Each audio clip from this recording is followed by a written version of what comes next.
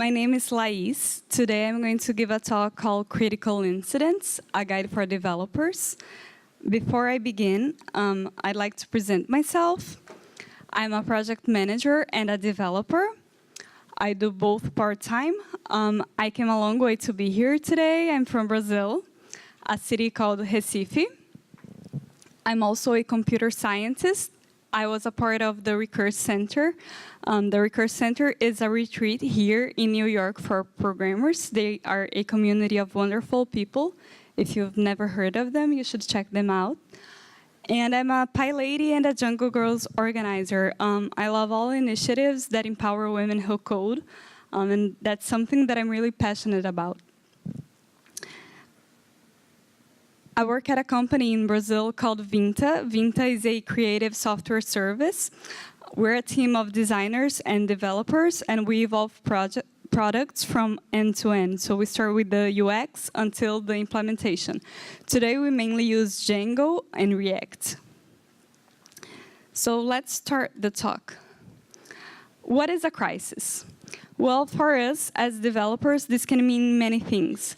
But in general, it means that everything went wrong in a project, and we have a very difficult situation to overcome.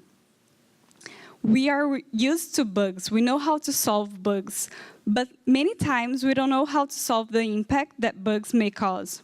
And that's where I want to focus on. We tend to have sometimes a wrong idea that a code needs to be really buggy for a critical incident to assemble, but that's not true. You may have well-written code with very subtle bugs that can have a very damaging potential. And that's something that we've seen through history in our field. In the same way, if you write good code, but you have a development flow, a process that is vulnerable, this can also lead to an incident. The reality is that incidents, critical incidents, they are inevitable. It doesn't matter if you work in a small company, in a big company, it doesn't matter the size of your project. Eventually, you'll have to learn how to deal with them. And while we can avoid them, what we can do is prepare for them. We must know how we should react and what we can do when a crisis assembles in our projects. And this is what I want to focus on today. I told you I'm a project manager. I've been managing a team for over 2 years now. Today, the team has 6 people. We started with 2 developers. And throughout this period, we've had our fair share of incidents. And this talk is what I've learned with that experience. My plan is to propose to you a very lightweight process that you can follow. But before we begin with the process, I want to say that it's going to be specific to database outages. If a database outage happened in your project now, would you know what to do, what steps to follow? I'm going to focus on database outages because this is what's my personal experience, and I feel that it's hard. It's hard to recover data, and many times we do not train people for this. This is something that GitLab, they had to learn in 2017. In January, they were having some latency issues, and a developer accidentally deleted 6 hours of production data. He was trying to solve another problem, and he accidentally introduced this new problem. And I want to highlight this case today, because although it was a very critical incident, the way GitLab handled it was very good, and it is a success case that we should use as reference. They learned how to take a very tough situation and they transform it in an opportunity for the company. So where do we begin? The first thing we need to do to prepare for incidents is to care about the people who work with us, because people matter, and we focus a lot on the steps and making the project safe, but we forget that we're humans, and it's natural to make mistakes. If our process is going to determine what we need to do in each step, before we have that plan, we need to make sure people know how to behave as well, not just what they have to do, but how they can feel in that situation. We need to care about people through our values. a lot of the values that I follow are based on the Agile Manifesto. The Agile Manifesto originated in 2001. It's a set of 4 values that determine how we develop code. And nowadays, Agile is something that's really spread. And a lot of companies, they adopt an Agile methodology. And although this manifesto, it's really popular, some people in the Agile community, they feel that now it's a little bit outdated.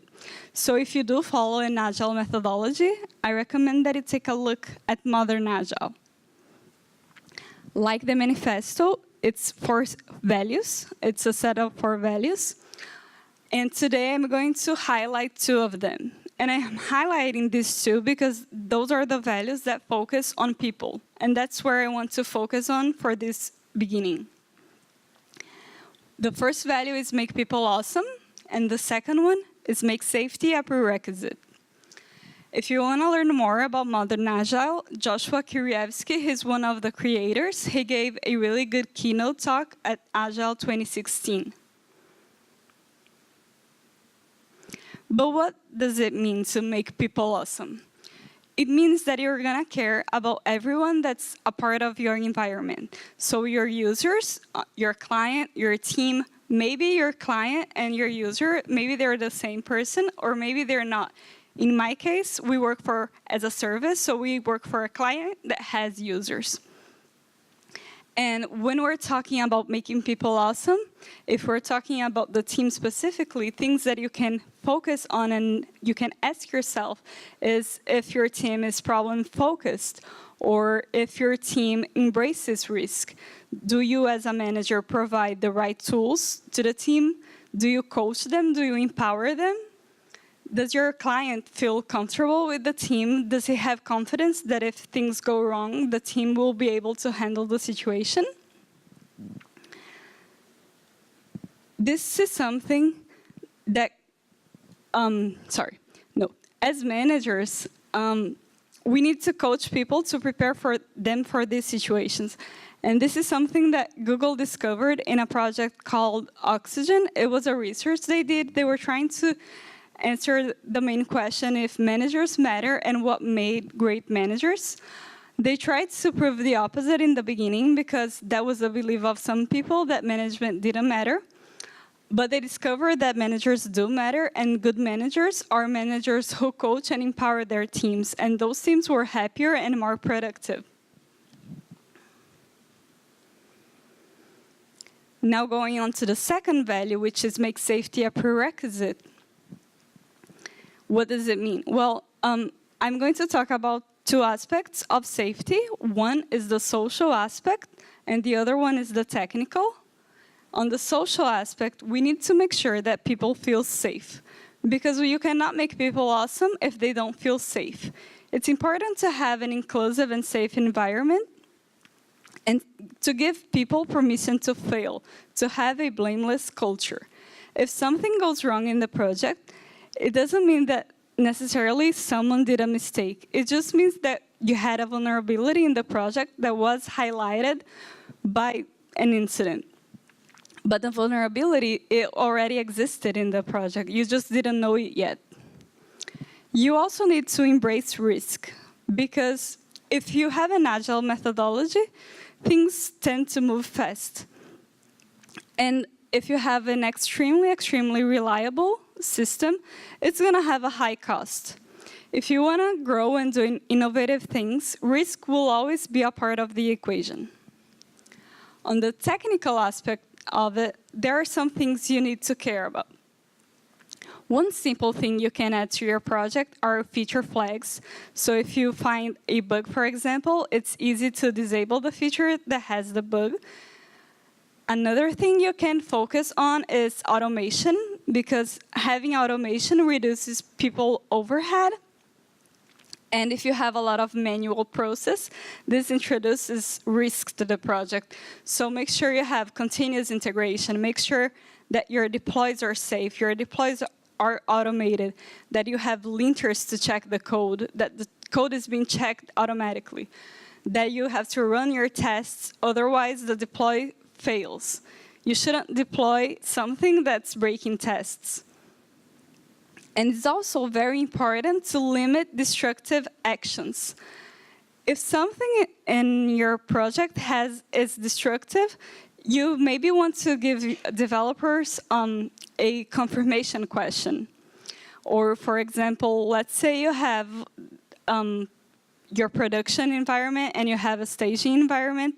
If you have a function that anonymizes data on staging, this is something you don't ever want to run in production because it's altering your data. So if, for example, someone did run a command in production, it should fail. It shouldn't happen in production. So you need to limit the project in a way that the project itself is safe, that if someone tries to make a mistake, they won't be able to. And we learn which features we need to add and which safety aspects we need to add to the project through the mistakes that we find in it. So it's part of the process.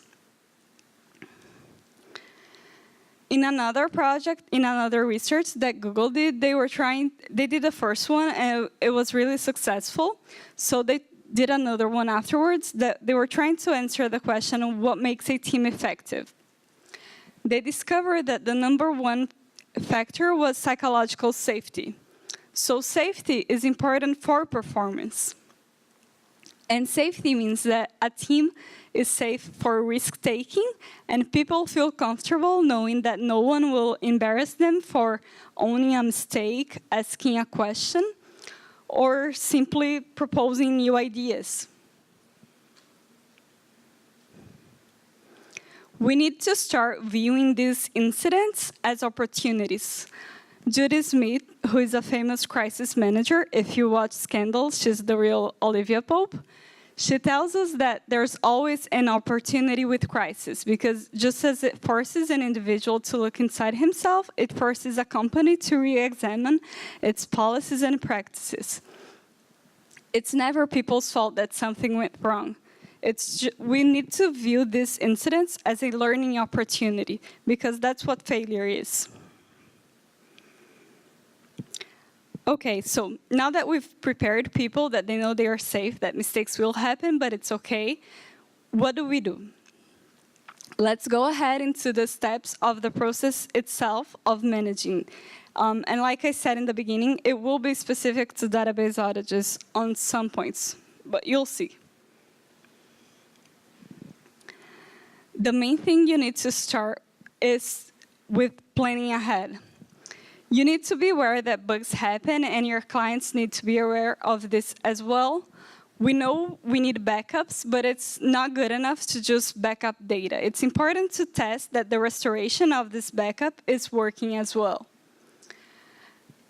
Another tip that I can give you is to have a template recovery plan, because when things go wrong, people will be nervous, so having like a sketch of what they need to do helps a lot in the way. I'm leaving a link here of a checklist that I put together from my experience. You can check it out afterwards. I'm going to share the links to the slide as well. This is the checklist that I mentioned. And when something happens, we just use it as a guide and adapt it to the context. Okay. You need to plan ahead, but you also need to know that an incident is happening before you declare an incident. And sometimes the incident is very obvious. If someone is exploiting your system, trying to see a vulnerability, if you're under attack, it's going to be obvious because you might be receiving those errors. But sometimes you'll have bugs that they don't destroy like your whole database. They destroy parts of your database that are critical and not obvious if you have a lot of data. So how do you discover these bugs? And how do you know that that bug that you just found is an incident? You need to know how many users the bug is affecting. So if it's affecting a high percentage or a significant percentage of users, this might mean it's an incident. But the other issue that you need to focus on is you need to ask yourself if the issue requires a team effort. Will you need more than 1 or 2 developers to solve the situation? If you do, then probably you'll have an incident.